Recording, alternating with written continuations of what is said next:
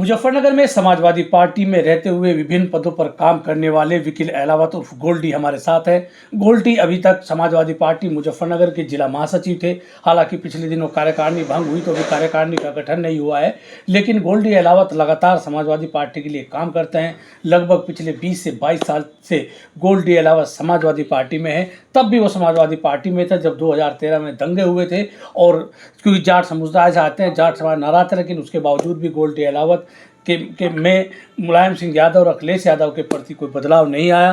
तो गोल्डी एलावत जी, समाजवादी पार्टी में लगातार आप काम करते रहे, इतने लंबे समय तक काम किया, क्या देखते हैं समाजवादी पार्टी को? किस तरह की समाजवादी पार्टी से आप जुड़े थे? मैं समाजवादी पार्टी जो है वो चौधरी चरण सिंह जी, राम मनोहर लोहिया जी और नेताजी स्वर्गीय मुलायम सिंह यादव जी जो थे, सभी की नीतियों को और सभी को साथ लेकर के चलने वाले लोग हैं, और उसी से मैं प्रभावित होकर के नेताजी से मैंने समाजवादी पार्टी ज्वाइन की थी। और आदरणीय राष्ट्रीय अध्यक्ष माननीय अखिलेश यादव जी भी सभी को साथ लेकर चलते हैं। तो कब आपने समाजवादी पार्टी ज्वाइन की?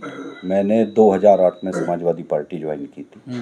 तो अभी तक किन किन पदों पर गोल्डी एलावत ने काम किया, समाजवादी पार्टी के लिए काम किया? मैं समाजवादी पार्टी में लोहिया वाहिनी का भी जिला अध्यक्ष रहा हूँ, और मैं समाजवादी युवजन सभा में भी प्रदेश कार्यकारिणी में सदस्य था, और मैं समाजवादी युवजन सभा की राष्ट्रीय कार्यकारिणी में सदस्य रहा, और समाजवादी पिछड़ा वर्ग प्रकोष्ठ में प्रदेश सचिव रहा, और समाजवादी पार्टी की जिला कार्यकारिणी में जब प्रमोद त्यागी जी जिला अध्यक्ष थे उसमें मैं जिला सचिव भी था, और मैं समाजवादी पार्टी का जिला महासचिव भी अब था। अब तो कार्यकारिणी भंग हो गई है।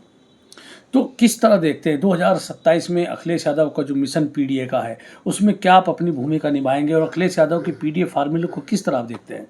देखिए, जो पीडीए का फार्मूला राष्ट्रीय अध्यक्ष जी लेकर आए हैं, पीडीए क्या है, इसमें पिछड़ा, दलित, अल्पसंख्यक और इसमें अगड़ा समाज भी है जो पीड़ित है। जो आज सरकार चल रही है बीजेपी की, जो उससे पीड़ित है, वो समाजवादी पार्टी उसके साथ खड़ी है। तो खतौली विधानसभा इलाके में आपका गांव आता है। खतौली विधानसभा सीट पर 2012 में श्यामलाल बच्ची सैनी ने चुनाव लड़ा, फिर 2017 में चंदन चौहान ने चुनाव लड़ा, फिर 2022 में राष्ट्रीय लोकदल समाजवादी पार्टी के संयुक्त प्रत्याशी राजपाल सैनी थे। तो अब साल 2022 में आपने तीनों चुनाव में लगातार काम किया, जाट समुदाय के में भी काम किया, पूरी विधानसभा में आप काम करते, समाजवादी पार्टी के लिए काम करते रहे। तो अब 2027 के विधानसभा चुनाव में क्या आपकी भी दावेदारी है? क्योंकि आपका इलाका है, आप उस इलाके के रहने वाले हैं, उसने उस इलाके में काम किया है।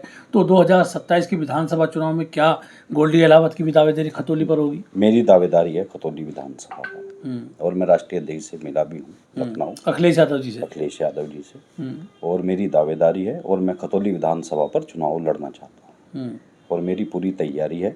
क्योंकि 2012 में बच्ची सैनी जी को चुनाव लड़ा, और आप बता ही रहे हैं 17 में चंदन चौहान को भी लड़ा, फिर राजपाल सैनी को भी लड़ा, और फिर मदन भैया गठबंधन में थे, उनने भी चुनाव लड़ाया।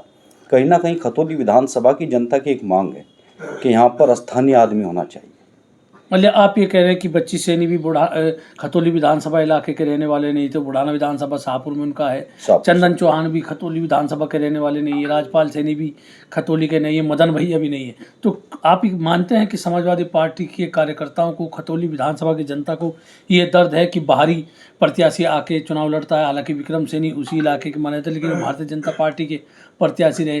तो कहीं ना कहीं 2012 से अब तक समाजवादी पार्टी, राष्ट्रीय लोकदल ने बाहरी नेताओं पर भरोसा जताया।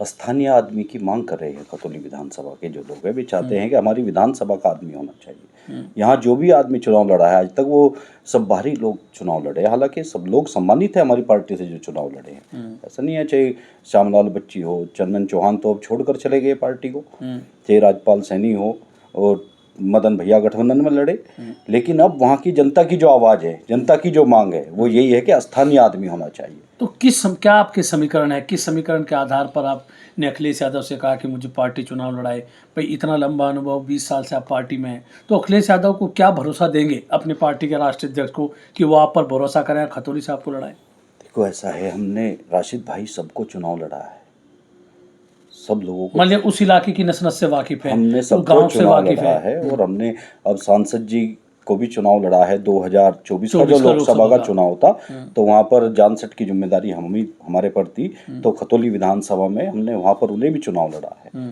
तो वहाँ से हम सब चीज़ों को जानते हैं वहाँ पर क्या है। मतलब आपका कहना है कि जो समीकरण खतौली में है, क्या जातीय समीकरण है, क्या वहाँ दिक्कतें हैं कि क्यों समाजवादी पार्टी आती है, आपको उनका पता है, तो आप उन कमियों को दूर करेंगे अगर समाजवादी पार्टी आप पर भरोसा करती है?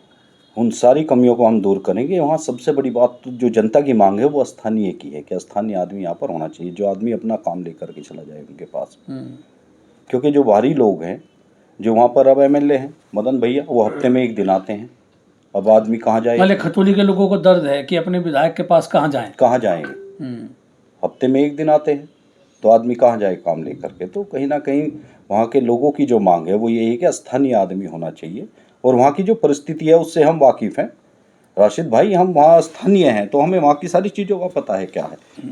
तो ये भी एक आपको फ़ायदा हो सकता है कि जयंत चौधरी चले गए भारतीय जनता पार्टी के साथ, जो राष्ट्रीय लोकदल के वोटर हैं जाट समुदाय से, जो राष्ट्रीय लोकदल को मानते हैं, चौधरी चरण सिंह को अपना मसीहा मानते हैं, चौधरी अजीत सिंह को नेता मानते हैं, जयंत चौधरी को, जो भारतीय जनता पार्टी की तरफ नहीं जा सकते, तो उनमें भी आप सेंध लगा सकते हैं, लगाएंगे? देखिए, राजनीति में आदमी सबसे पहले अपने समाज में काम करता है। हम तो सब समाज में काम करते हैं क्योंकि हम समाजवादी लोग हैं। हम सारी जाति धर्म के लोगों को साथ नहीं, ये भी एक प्लस पॉइंट आपके लिए हो सकता है, जो भाजपा के प्रत्याशी पर नहीं जाएगा तो वो समाजवादी पार्टी का अगर जाट प्रत्याशी होगा उस पर आ सकता है। जाट समाज हमारे साथ आएगा और हम बराबर काम कर रहे हैं लोगों में, और हमें हमारे समाज के लोग हमारे से कह रहे हैं कि आप टिकट लाइए, हम आप लोगों के साथ रहेंगे, और सर्व समाज के लोग हमारे साथ रहेंगे। हम तो सैनी में भी जाते हैं, कश्यप में भी, और पाल में भी, गुज्जर समाज में भी, सारे समाज सम्मानित हैं।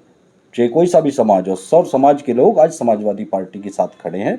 ये जो पीढ़ी लेकर आए हैं राष्ट्रीय अध्यक्ष जी, इसमें सर्व समाज का व्यक्ति समाजवादी पार्टी को सपोर्ट कर रहा है, चाहे उसमें ठाकुर हो, चाहे उसमें रवा राजपूत हो, चाहे उसमें ब्राह्मण हो, उसमें चाहे हर जाति का व्यक्ति जो है उसमें समाजवादी पार्टी के साथ खड़ा है, क्योंकि पीड़ित है लोग, बीजेपी से पीड़ित हैं, आज परेशान है आदमी। तो ये थे हमारे साथ गोल्डी अहलावत, जिनसे हमने बातचीत की, और उनका कहना है कि उन्होंने समाजवादी पार्टी के राष्ट्रीय अध्यक्ष अखिलेश यादव के सामने अपनी मांग रखी है कि उन्हें खतौली विधानसभा सीट पर समाजवादी पार्टी तो साल 2027 के विधानसभा चुनाव में मौका जरूर दे। मैं राशिद अली हूँ और आप हमारा चैनल खोजी न्यूज़ देख रहे हैं। धन्यवाद।